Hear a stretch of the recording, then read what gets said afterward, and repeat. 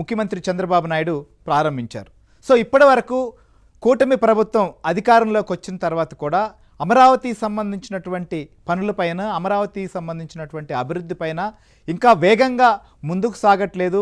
ఇంకా ఎప్పుడు ఈ పనులు పూర్తి చేస్తారు, వీటన్నిటిని కొలిక్కి తీసుకొస్తారు అనేటువంటి అనేక ప్రశ్నలు, అనేక విశ్లేషణలు, అనేక చర్చలు కూడా ఇప్పుడు దాకా సాగుతూ వచ్చాయి. అయితే గత వైసీపీ ప్రభుత్వం అమరావతి సంబంధించినటువంటి పనులపైన ఏమాత్రం ఒక్క ఇటుకు కూడా ముందుకు పెట్టకపోగా అక్కడ రోడ్ల నిర్మాణం చేసినటువంటి రోడ్లను కూడా ధ్వంసం చేసిన పరిస్థితి.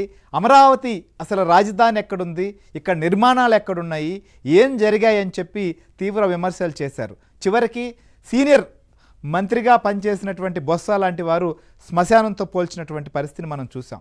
అలాంటి తరుణంలో అమరావతి సంబంధించినటువంటి రైతులు, భూములు ఇచ్చినటువంటి రైతులు ఆ ప్రాంతంలో తమ యొక్క త్యాగాలను, లేకపోతే ఈ ప్రాంతంలో జరగాల్సినటువంటి అభివృద్ధిని ముందుకు తీసుకువెళ్ళాలని చెప్పి అవిశ్రాంతమైనటువంటి పోరాటం చేశారు. అమరావతి నుంచి తిరుపతి వరకు, అమరావతి నుంచి అరసవల్లి వరకు న్యాయస్థానాలకు ఇలా పాదయాత్రలు చేయడమే కాకుండా తమ పోరాట పందాను కొనసాగించారు. సో ఆంధ్రప్రదేశ్ రాష్ట్ర రాజకీయాల్లో లేదా ఆంధ్రప్రదేశ్ సంబంధించి 2019-24 మధ్య ప్రభుత్వానికి సంబంధించినటువంటి వ్యతిరేకంగా సాగినటువంటి అనేక పోరాటాలు, ఉద్యమాల్లో అమరావతి ఉద్యమం అనేది హైలైట్గా సాగిందని మాత్రం స్పష్టంగా చెప్పచ్చు. రైతులు కానీ, అక్కడ జేఏసీ నాయకులు కావచ్చు, వారికి అండగా నిలిచినటువంటి వారు ఎలాంటి అవాంతరాలు, ఎలాంటి అడ్డంకులు సృష్టించినా వాటన్నిటిని అధిగమించి నిలబడి మొక్కువని దీక్షతో వారి సంబంధించినటువంటి పందాలు వారు కొనసాగించారు. సో రైతులకు అప్పటి నుంచి కూడా ఇప్పటి వరకు చూస్తే దాదాపు 11 సంవత్సరాలు దాటిపోయింది. అమరావతి ప్రాంతానికి సంబంధించినటువంటి ప్రాంతంలో రైతులు భూములు ఇచ్చి రాష్ట్ర రాజధాని కోసం, ఆంధ్రప్రదేశ్ విభజన జరిగినప్పుడు రాజధాని లేని ప్రాంతంగా ఆంధ్రప్రదేశ్ మిగిలింది. ఇలాంటి తరుణంలో అమరావతిని అప్పట్లో ముఖ్యమంత్రి చంద్రబాబు నాయుడు, ఇప్పుడు ముఖ్యమంత్రిగా ఉన్న చంద్రబాబు నాయుడు అమరావతిని ఎంపిక చేశారు. సో ఆ తర్వాత జరిగినటువంటి పరిణామాలు, అప్పట్లో భూ సమీకరణ చేయడం, తర్వాత అభివృద్ధి పనులను శ్రీకారం చుట్టడం, తర్వాత ప్రభుత్వాన్ని కోల్పోవడం, తర్వాత వైసీపీ వచ్చిన తర్వాత 3 రాజధానుల పేరుతోటి కర్నూలు, అమరావతి, వైజాగ్ అని చెప్పి అమరావతికి సంబంధించినటువంటి వ్యవహారం పైన ఏమాత్రం కూడా శ్రద్ధ చూపని పరిస్థితి.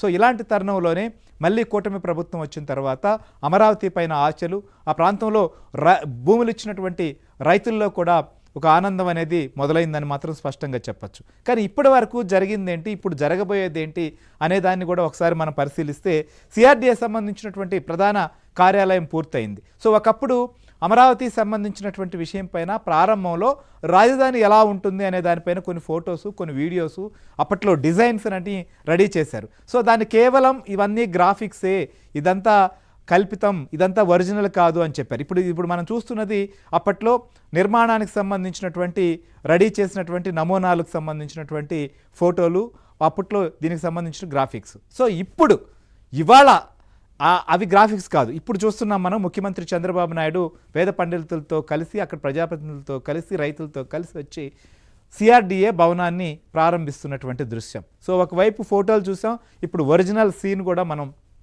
చూస్తున్నాం. సో అమరావతికి సంబంధించినటువంటి సిఆర్డీఏ బిల్డింగ్ ఇది. సో ఏదైతే అమరావతి మొత్తం కూడా గ్రాఫిక్స్ అన్నటువంటి వారు ఇప్పుడు అక్కడ ఒరిజినల్ భవనాలు, సిఆర్డీఏ భవనం కావచ్చు, హైకోర్టు, సచివాలయం, అలానే హెచ్ఓడి సంబంధించినటువంటి క్వార్టర్సు మొత్తం కూడా ఒక్కొక్కటిగా పూర్తవుతూ వస్తున్నటువంటి పరిస్థితి.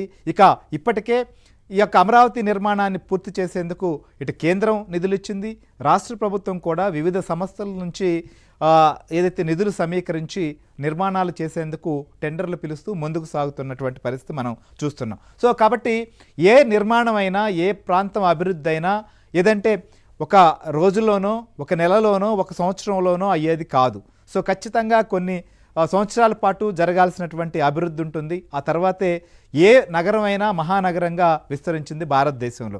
అది హైదరాబాద్ అయినా, చెన్నై అయినా, ముంబై అయినా, న్యూఢిల్లీ అయినా, బెంగళూరు అయినా, ఏ నగరాలు చూసుకున్నా కూడా క్రమంగా డెవలప్ అవుతూ ఇప్పుడు ఒక ఉచ్చస్థితికి చేరుకున్నాయి. సో అదే స్థితిలో ఏదైతే అమరావతిని కూడా నిర్మించాలనేది ముఖ్యమంత్రి చంద్రబాబు నాయుడు యొక్క సంకల్పం. సో ప్రస్తుతం జరిగినటువంటి పరిస్థితి ఇచ్చిన తర్వాత కూడా చంద్రబాబు నాయుడు కూడా ఈ బిల్డింగ్ ప్రారంభించిన తర్వాత కొంత ఆయన ఆయన మాట్లాడారు గతంలో ఏం జరిగింది, లేకపోతే ఇప్పుడు రైతులు ఏమనుకుంటున్నారు, కానీ ప్రభుత్వం ఏం చేస్తుంది అనే దానిపైన కూడా మాట్లాడారు. ఎందుకంటే ప్రధానంగా ఇక్కడ ప్రభుత్వం ఏర్పడిన తర్వాత ప్రజలకు ఇచ్చినటువంటి హామీలు, దాంతోపాటుగా అమరావతి సంబంధించినటువంటి అభివృద్ధి, ఇవన్నీ కూడా చాలా ప్రాధాన్యతతో కూడుకున్నటువంటి అంశాలు. ఇక స్టేట్లో ఇరిగేషన్ ప్రాజెక్టులు కానీ, పెండింగ్ పనులు కావచ్చు, ఇవన్నీ కూడా చేయాల్సినటువంటి పరిస్థితి. సో ఒకవైపు సూపర్ 6 లాంటి సంక్షేమ పథకాలు అమలు చేయాలి, ఇంకో వైపు అమరావతి, పోలవరం లాంటి నిర్మాణాలను పూర్తి చేయాల్సినటువంటి బాధ్యత ప్రభుత్వం పైనే ఉంది. సో ఈ సమయంలో ఇప్పటి వరకు గ్రాఫిక్స్ అనో లేకపోతే రకరకాలైనటువంటి ప్రచారాలు చేసినటువంటి వారు ఇప్పుడేం సమాధానం చెప్తారు అనేది కూడా చాలా ప్రధానమైనటువంటి అంశం. సో అందులో భాగంగానే ఇవాళ ముఖ్యమంత్రి చంద్రబాబు నాయుడు సిఆర్డీఏ కార్యాలయాన్ని ప్రారంభించిన తర్వాత ఆయన మాట్లాడారు. గతంలో ఏమన్నారు, ఎలాంటి పరిస్థితి, ఇప్పుడు ఏంటి అనే దాని మీద ఒకసారి ఆయన ఏం మాట్లాడారో కూడా విందాం. ఫేజ్ 1 ల్యాండ్ పూలింగ్లో మీరు భూమి ఇచ్చారు.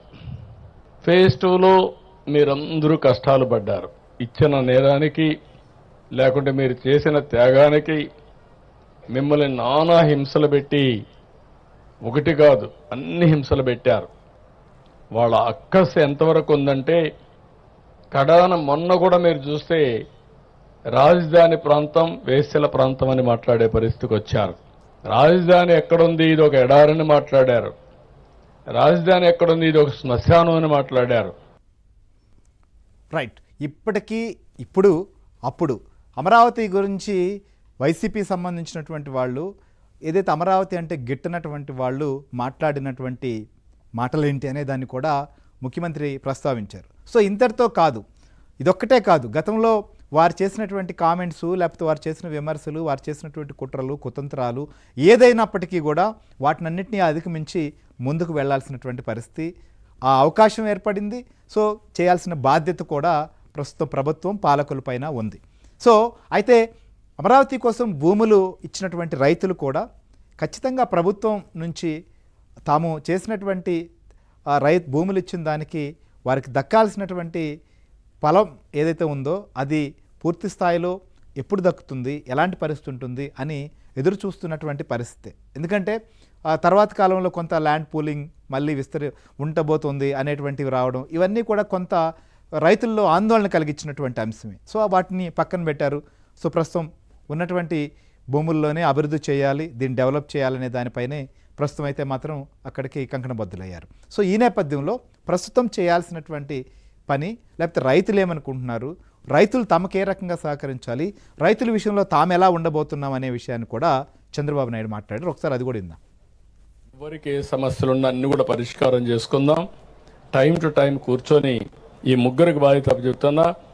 రైతాంగాన్ని మేనేజ్ చేసే బాధ్యత మీ ముగ్గురిది. మీకేదైనా సమస్యలు ఉంటే నేను కూడా పిలిపించి మాట్లాడు ఒక యాక్షన్ ప్లాన్ తయారు చేసుకొని దానికి అనుసంధానంగా అందరం ముందుకు పోదాం. ఎవ్వరికీ అనుమానం అవసరం లేదు. మిమ్మల్ని మరిచిపోయే సమస్య లేదు. మిమ్మల్ని మరిచిపోతే మీరు చేసిన త్యాగాన్ని నేను మర్చిపోయినట్టు అవుతుందని చెప్పి మరొకసారి తెలియజేసుకుంటూ మీ త్యాగాన్ని గుర్తుపెట్టుకుంటాం, మిమ్మల్ని గుర్తుపెట్టుకుంటాం. దానికి ప్రతిఫలం అనునిత్యం ఆలోచించి ఏ విధంగా చేయాలో చేసుకుందామని చెప్పి తెలియజేసుకుంటూ మరొకసారి వండర్ఫుల్ అకేషన్. రైట్. జీవితంలో ఇది రైతులు ఇచ్చినటువంటి త్యాగాన్ని, రైతులు చేసిన త్యాగాన్ని మర్చిపోను, రైతులకు చేయాల్సింది ఖచ్చితంగా చేస్తాను. ఆ బాధ్యత కూడా అటు కేంద్ర మంత్రి పెమ్మసాని కావచ్చు, అలానే మంత్రి నారాయణ, అక్కడ లోకల్ శాసనసభ్యులు, వీళ్ళందరిపైన ఉంది అనేటువంటి విషయాన్ని చాలా స్పష్టంగా చెప్పారు. వారిదే కాదు, నేను కూడా కలుస్తాను, నేను కూడా డిస్కస్ చేస్తాను మీతో అనేటువంటి ఒక భరోసా రైతులకి, వారితో ప్రత్యక్షంగా మాట్లాడినటువంటి పరిస్థితిని కూడా ఇవాళ చూసాం. సో అయితే ఇప్పటికీ విమర్శలు చేసేవాళ్ళు, ఇప్పటికీ రాజధాని పైన అనేక రకాలైనటువంటి దుష్ప్రచారాలు చేసేవాళ్ళు లేకపోలేదు. ఎందుకంటే సో ఒకవైపు టెండర్లు, ఇంకోవైపు పనులు జరుగుతున్నప్పటికీ ఇటీవల కురిసినటువంటి వర్షాలప్పుడు లేదా కృష్ణానదికి వరదలు వస్తే కూడా సంబంధం లేనటువంటి ఫోటోలను, వీడియోలను కూడా ప్రచారం చేసి ఇంకా కూడా కొన్ని దుష్ప్రచారాలని కంటిన్యూ చేస్తున్న పరిస్థితి ఉంది. వాస్తవాలు ఉంటే చూపించవచ్చు, వాస్తవాలు ఉంటే మాట్లాడవచ్చు, కానీ లేనిది ఉన్నట్లుగా చేసేటువంటి కుట్రలు కూడా చేస్తున్నారు. సో ఇప్పటికైనా విమర్శకులు, లేకపోతే ఇప్పటికైనా అమరావతి పైన ఇష్టానుసారంగా మాట్లాడుతున్నటువంటి వారు వాస్తవాలు గ్రహిస్తారా లేదా? రైతుల్లో కూడా ఇప్పుడు చంద్రబాబు నాయుడు నేరుగా మాట్లాడడం, ఈ సిఆర్డీఏ భవనం ప్రారంభించడంతో ఎలాంటి విశ్వాసం నెలకొంటుందనే అంశాలపైన కూడా మనం డిస్కస్ చేద్దాం. మనతో పాటు